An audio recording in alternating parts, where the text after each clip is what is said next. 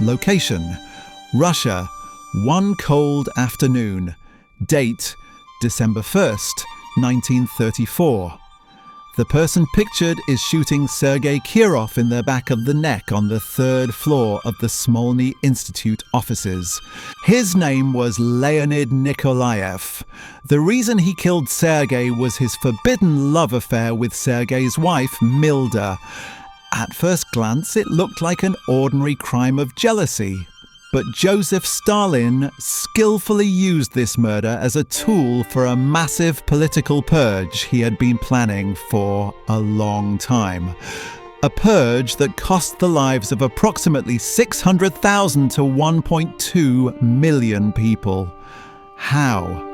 Now, before watching this chilling documentary filled with political intrigue that will deeply affect you, don't forget to prepare your coffee and please consider subscribing to the channel.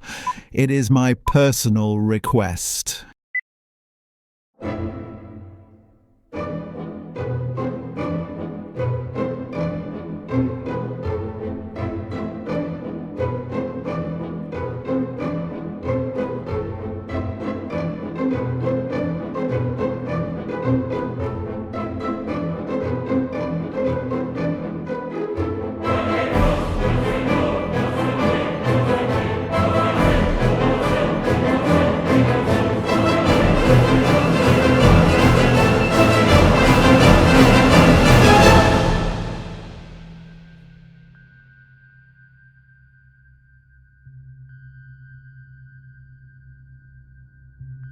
To better understand the reasons that led Stalin to the process of purging those with opposing views, let's go back a little.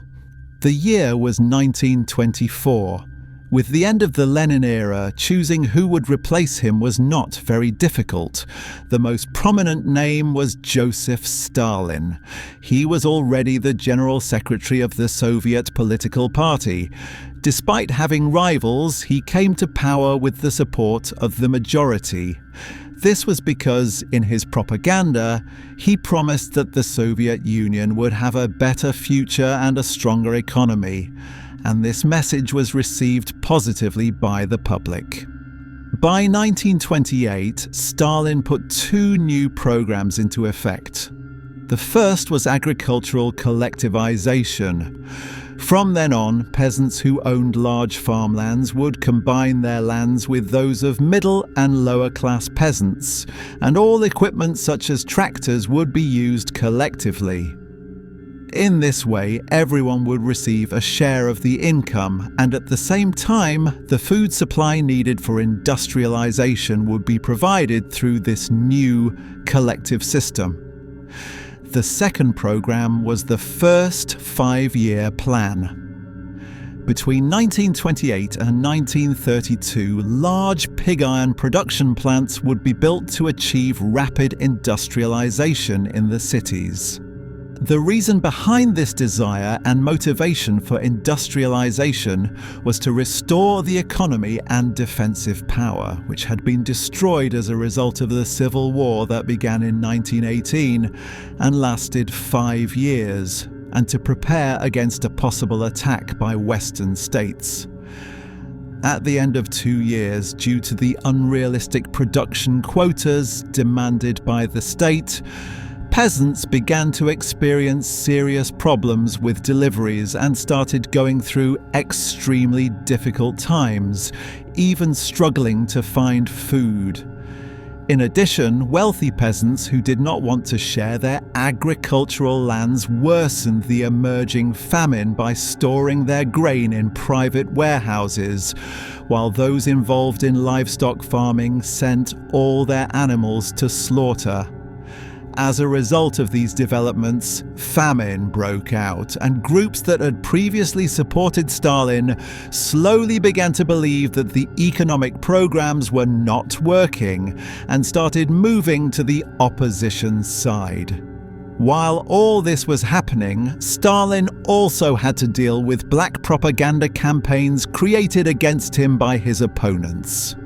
For this reason, he came to believe that silencing dissenting voices was the most effective solution. he began making plans to carry out this harsh and radical purge. When the year 1934 arrived, his comrade Sergei Kirov was killed inside the party building. This event gave Stalin exactly the opportunity he was looking for to suppress opposition and opposing views.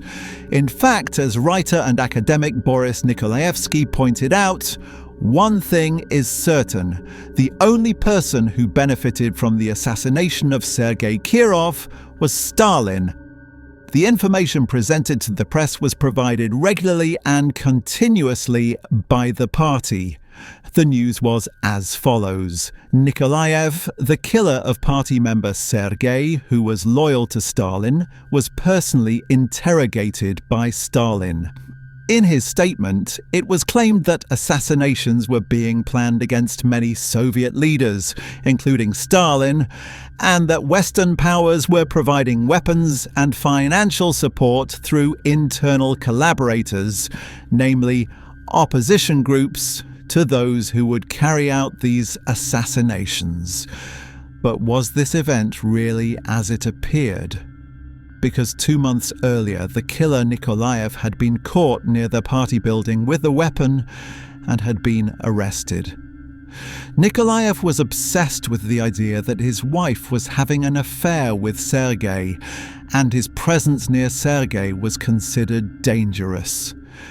Despite all this, instead of increasing Sergei's security, Stalin reduced the number of police officers inside the party building to 4 and also decreased all security forces along the routes Sergei used to travel to the party building.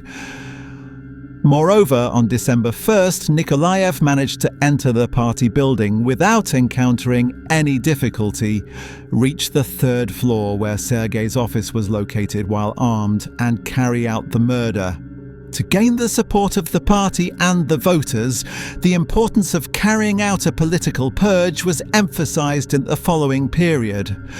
The purge would begin with the political and military high command, and traitors would receive the punishments they deserved.